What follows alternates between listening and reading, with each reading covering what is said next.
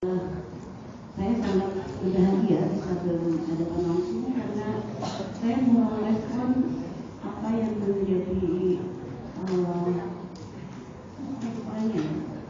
antusias dari kabupaten atau pemerintah daerah Kabupaten Bogor terhadap ketertiban administrasi masyarakatnya dan terhadap perlindungan perempuan dan anak yang luar biasa saya sampaikan.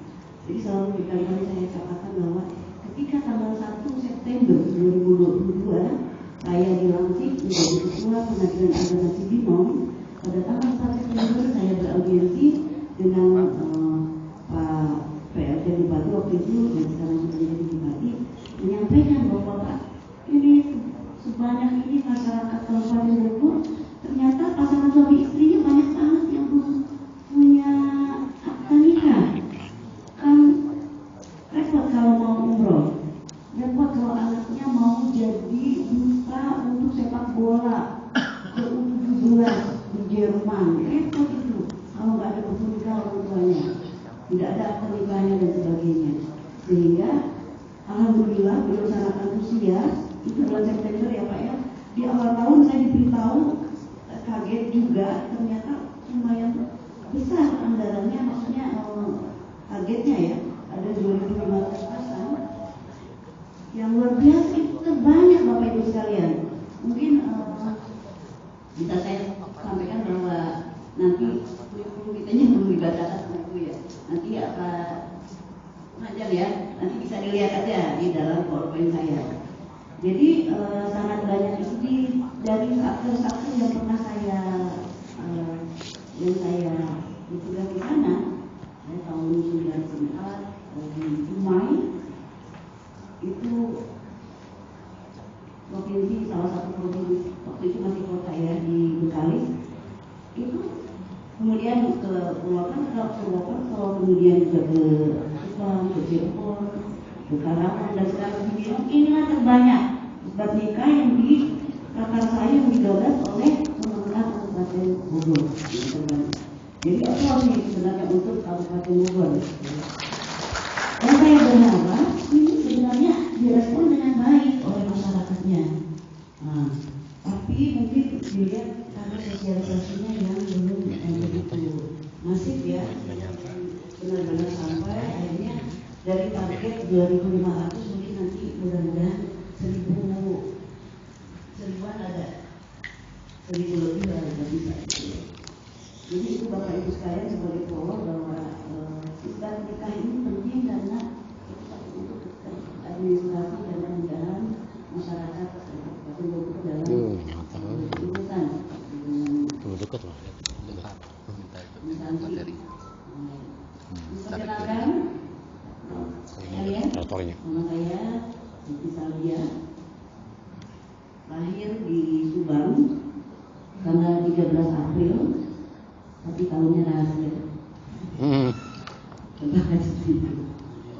Kemudian saya mulai berkarir di pengadilan di Mahkamah Agung itu di Pengadilan Agama Dumai tahun 2004, kemudian menjadi hakim juga di Dumai, kemudian pindah ke Purwokerto mengikuti suami yang dosen di IAIN Purwokerto. Kemudian setelah itu alhamdulillah pulang kampung ke Subang.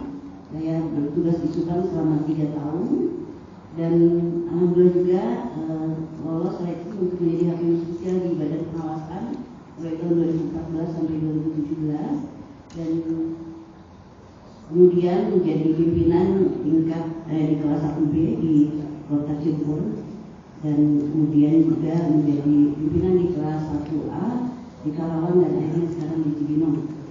Itu riwayat jabatan saya. Ada pendidikan pertama di SD di Subang, Jawa Barat, kemudian di SMP di Ciwaringin, Kabupaten Ciwaringin. Mungkin kalau ada alumni dari Bajikir bisa merapat nanti jam istirahat.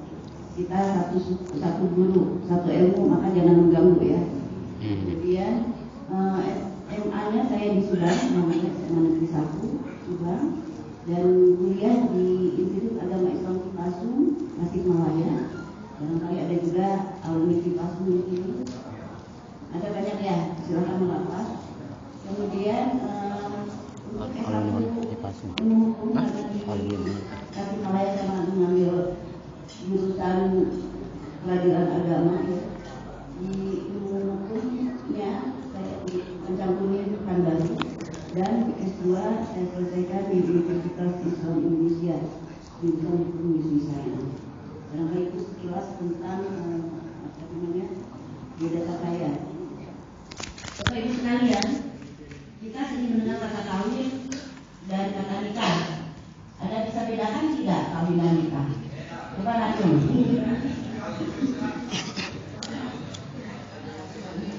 Beda ya? Coba beda, bedanya di mana kawin dan nikah? Nah, kalau kawin bisa aja betul ya. Jadi ini katanya kalau nikah itu administrasi, kalau kawin itu eksekusinya. Jadi tanpa administrasi pun bisa eksekusi ya Pak?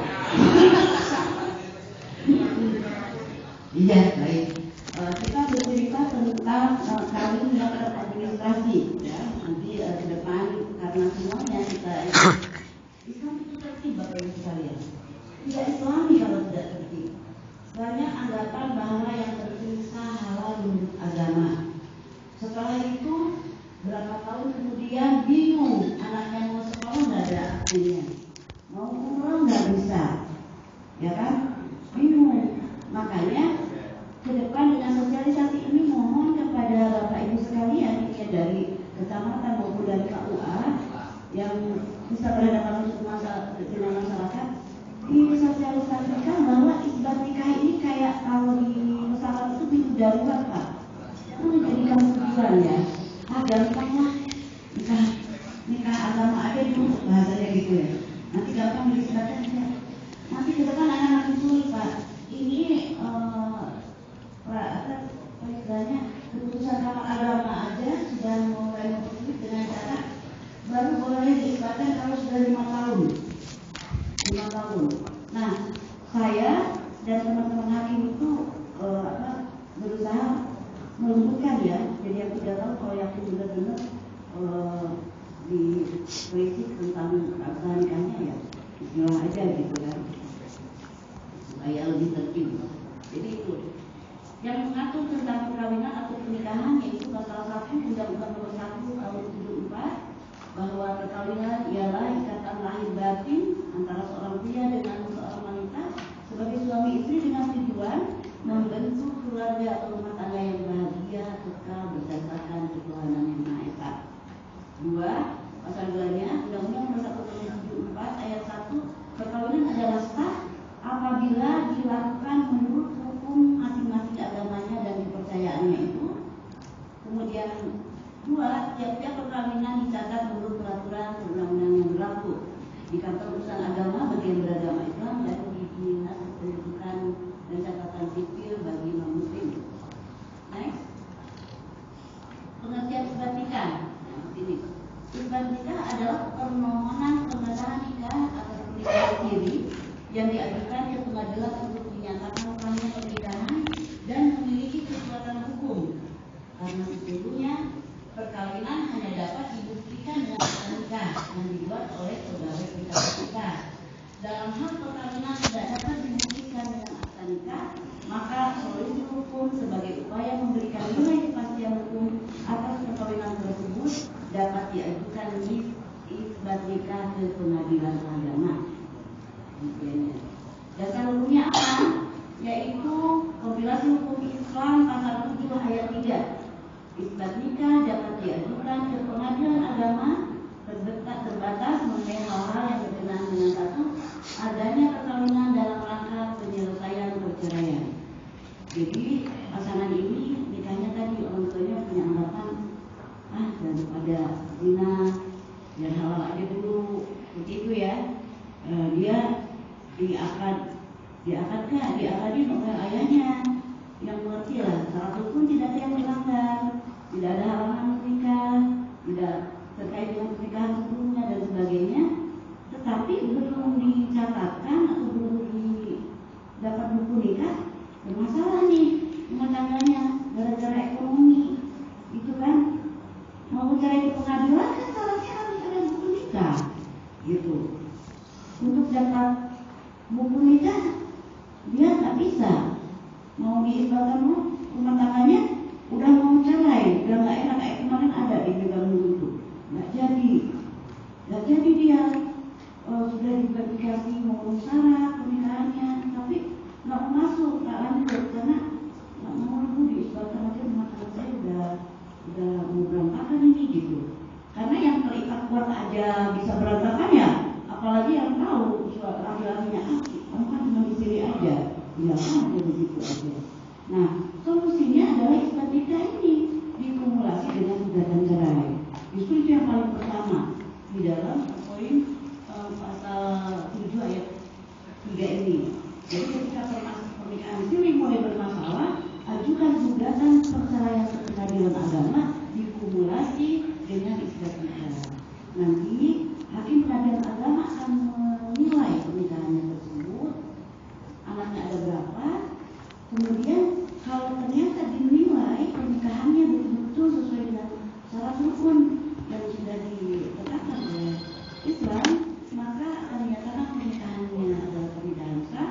Baru kemudian ternyata pernikahan yang tersebut bermasalah, poinnya alasannya misalnya karena selingkuh lagi, karena bergantung terus, karena gara-gara mabuk dan sebagainya, maka pernikahannya itu diputus pada saat itu juga. Jadi dia keluar dengan kata cerai.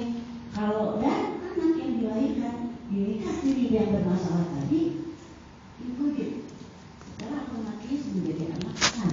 Jadi bapak yang diceraikan tadi. Jadi itu ya Pak ya. Mungkin ini yang banyak yang belum tahu. Sehingga itu tadi cuman nggak bisa itu tadi sudah terpaju yang itu datang sendiri ke pengadilan agama. Datang sendiri ke pengadilan agama alatnya sederhana, cepat dan biaya ringan. Mohon maaf memang berjalan ya Allah LBH untuk ya kalau ada yang lebih kalau dalam tanda petik ya mohon jangan istilahnya saja gitu. Kalaupun ini ya jangan terlalu mahal lah kasihan. Pernah tanya langsung berapa untuk ambil 400.000 ya Allah sudah biaya sebanyak dana begitu bisa kajiannya 900 itu bisa dikembalikan 400 kalau memang dananya tidak harus berkali-kali dipanggil gitu ya. Jadi mohon dibantu untuk disosialisasikan kepada masyarakat, jangan takut, datang saja urus sendiri, bahwa harus menunggu, harus sabar, nggak apa-apa, ada pahala yang sabar juga. Pengadilan agama di Binong ini problemnya parkirnya sempit Pak. Ruang tunggu kami buat senyaman mungkin dengan AC yang sedingin mungkin, tapi karena berbanyak orangnya ya memang jadi ini. Tetapi sampai pada kita aja Pak, sampai baca sholawat, sampai nunggu banyak kali aja makan yang kenyang dulu, kemudian bawa cemilan dulunya, sehingga ini jalani aja nggak nyampe juta. Dan itu resmi dibayar melalui bank BSI. Kalau ada sisanya dikembalikan. Kalau ada yang mengatakan supaya cepat, nanti akhirnya saya orang lain itu bohong. Kami benar-benar menegakkan zona integritas. Kami memang sedang berjuang untuk mulai wilayah bebas korupsi. Udah ekspor tinggal dikit lagi. Mis kalau support gagal. Karena apa? Karena sudah di luar kemampuan kami kalau udah mis support. Yang ditanya calo, yang ditanya beban calo. Ya akhirnya kami yang kena. Padahal secara administrasi kami ranking 1 terus. Untuk mediasi juara 1 nasional Pak. Alhamdulillah. Untuk gugatan mandiri juga tingkat juara 1 tingkat nasional. Jadi kalau Bapak tidak mau pakai tidak mau memakai pos baku karena antrian lama, minta gugatan mandiri. Dibantu juga, nanti klik sendiri inputkannya. Ada kami sediakan gitu. Jadi seperti itu Pak ya. Nah, perkawinan yang dilakukan itu yang pertama yaitu perkawinan yang dilakukan secara sendiri tapi sudah bermasalah dan cerai, itu boleh. Kemudian yang kedua, hilang pernikahannya. Solusi pertama hilang akad nikah itu kalau mungkin nanti bisa menyampaikan bahwa bisa dengan berkehilangan dan minta duplikat ya pernikah. Tetapi kalau misalnya mau minta duplikat, dia nikahnya di Papua ya, jauh banget ya. Pas isbat nikah dengan dia harus ke Papua, harus itu lebih susah ya udah.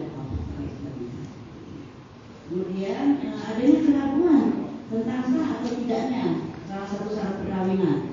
Nikah udah, malam pertama udah, tapi nggak yakin terpenuhi nggak ya syaratnya, benar nggak ya sudah selesai idahnya atau belum kan gitu, menurut hitungannya dan sebagainya. Kemudian yang dia adanya perkawinan yang terjadi sebelum berlakunya Undang-Undang Nomor 1 Tahun 74. Ini orang tuanya sudah meninggal, menikah di bawah sebelum tahun 74, tetapi ada warisan banyak yang harus diambil itu dengan syarat harus ada bukti bahwa ibu itu adalah suami dari si A, juga itu suami dari si A. Itu boleh diajukan, nanti dibikin secara kontradiktor, nanti pemohon menjadi ada lawannya sehingga nanti pembuktiannya juga lebih rigid ya, lebih teliti untuk pernikahan yang sudah meninggal salah satunya dan sebagainya, itu boleh. Ya. Kemudian perkawinan yang dilakukan oleh mereka yang tidak mempunyai halangan perkawinan menurut Undang-Undang Nomor 1 Tahun 2004.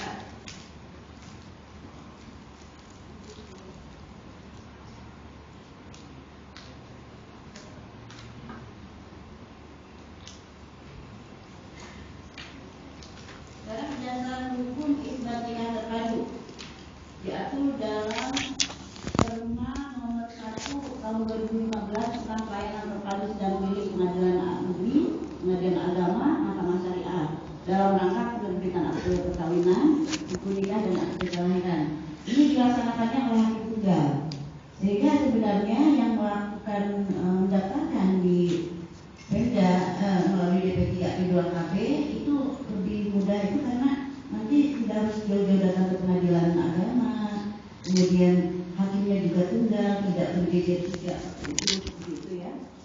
Dan ketika sudah putus itu langsung BAT, berkekuatan hukum tetap. Kalau misalnya tanggal 7 disidangkan tanggal 7 juga, jadi tidak ditentukan 14 hari dulu. Cuma bedanya memang 14 hari sebelumnya diumumkannya untuk tentang nikahnya itu. Jadi perkawinan hanya dapat dibuktikan dengan akta nikah yang dibuat oleh pegawai pencatat nikah. Jadi kalau tidak dapat dibuktikan maka ini dapat dengan cara isbat nikah ini. Tujuan pengesahan nikah atau isbat nikah yaitu untuk memberikan kepastian dan perlindungan bagi para pihak yang melangsungkan perkawinan sehingga memberikan bukti otentik tentang telah terjadinya perkawinan sehingga memberikan kekuatan bukti sehingga para pihak dapat mempertahankan perkawinannya itu kepada siapapun di hadapan hukum. Begitu juga sebaliknya, perkawinan yang tidak dicatatkan maka perkawinan dalam para pihak tersebut tidak mempunyai kekuatan hukum. Supaya mempunyai kekuatan hukum, terutama biasanya baru terasa itu kalau yang sibuk waris baru karena kalau bukan tidak ada bukti nikahnya, ini fakta perdagangan hanya pada itu. Walaupun jelas-jelas dia anak biologis dari si bapak A itu. Jika bapak A meninggal kalau tidak ada akta nikahnya, dia mencari. Apalagi misalnya anak dari istri pertamanya itu maka semua walaupun itu anak dari bapaknya karena tahu tidak ada pernikahan tinggalkan. Kemudian siapa saja yang lihat yang dapat mengajukan ini karena kan yang sudah sering terjadi itu dua-duanya pemohon dan pemohon. Untuk isbat nikah terpadu itu harus dua-duanya ada. Ini yang secara reguler ya didaftarkan sendiri itu suami boleh, istri, wali nikah.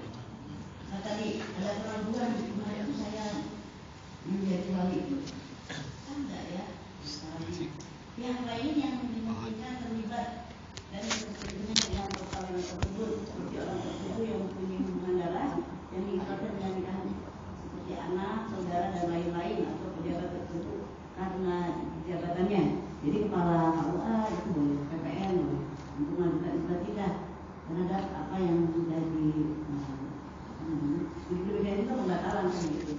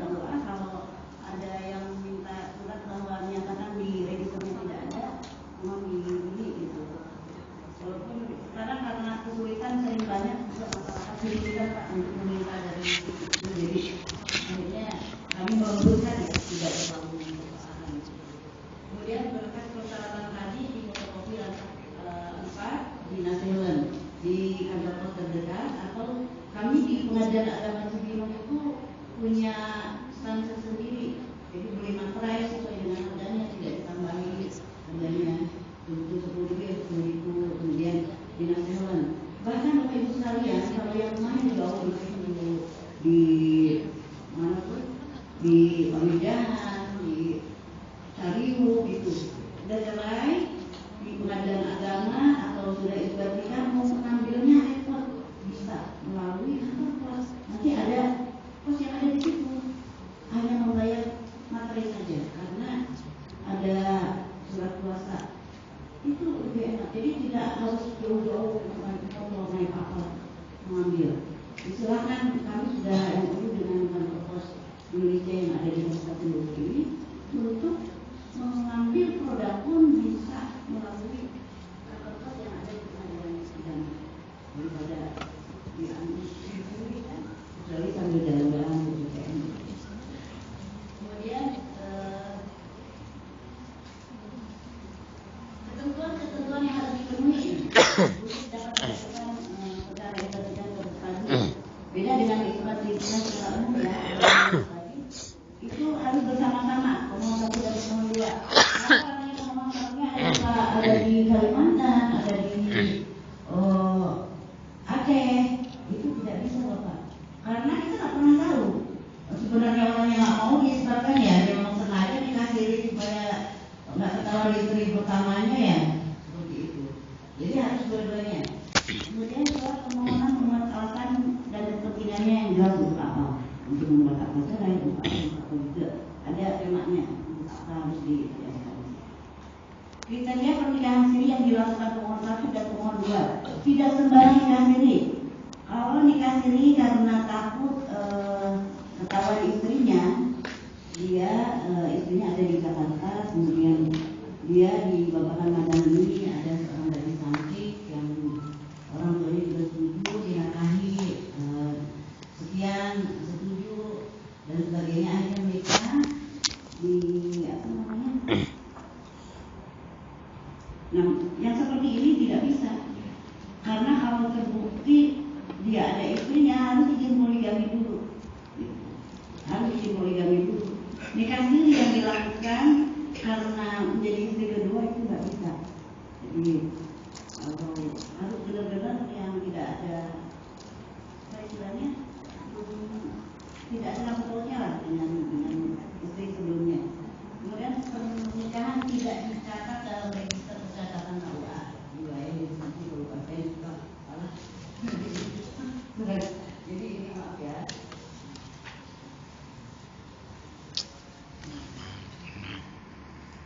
Kemudian pemohon satu dan pemohon dua beragama Islam. Pemohon satu tidak memiliki ibu lain, tadi pemohon satu dan kedua belum pernah bercerai. Jadi ketika di dalam pernikahan itu tidak bercerai sebelumnya. Kalau sudah bercerai itu tadi, kalau ingin cerai yang resmi ya bukan lagi di pengadilan. Kalau bercerai secara sudah ditinggalkan itu mengajukan ke pengadilan, dikumulasi dengan tidak cerai, baru benar-benar dapat administrasi akta cerai yang benar. Kemudian saksi disiapkan 2 orang dengan kriteria beragama Islam, laki-laki, tidak boleh perempuan, balik, dewasa, melihat dan menyaksikan secara pribadi itu proses akad nikah pemohon satu dan pemohon dua, atau setidak-tidaknya mengetahui dalam jangka waktu relatif lama pemohon satu dan pemohon dua hidup bersama sebagai pasangan suami istri dan selama itu pula tidak ada yang mempersoalkan. Banyak kesalahan terjadi ketika ibadah nikah terpadu, Pak Erwan. Jadi ada yang dipaksakan, usianya 27 tahun diaku sebagai saksi pernikahan, padahal kalau dihitung tahunnya pada saat itu baru 8 tahun gitu. Jadi saksi nikah dengan saksi ketika ibadah nikah itu boleh berbeda. Sorry ya, diutamakan sama. Kalau lebih percayanya ya hakim yakin gitu bahwa yang waktu itu saya sendiri yang jadi saksi, saya yang bilang saksi. Nah itu, tapi itu sudah menjual ternyata. Aku sudah minta, kami dulu makan bersama ini. Itu boleh. Yang selama hidup di Filipina nggak ada yang mempersoalkan, nggak pernah hidup bersama istri. Dan semua orang mengakui pasangan suami istri dan yakin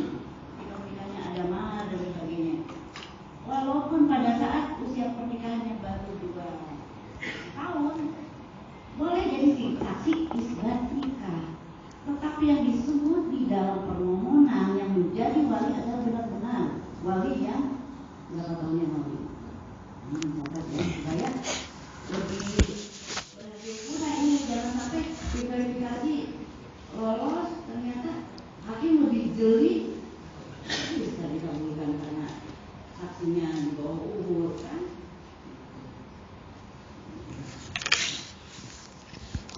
Dengan saksi diutamakan tadi bertindak sebagai wali, bertindak sebagai saksi, tadi dalam proses akad nikah, yang kedua dalam pelaksanaan pernikahan, cuma jadi catering saja nggak apa-apa, itu jadi saksi ikutnya, tapi jangan ditulis rame-rame waktu itu ditulis sebagai saksi, gitu nggak boleh. Saksi nikah, tapi saksi ketika isbat nikah boleh. Orang yang secara pribadi mengetahui pernikahan tersebut dari masing.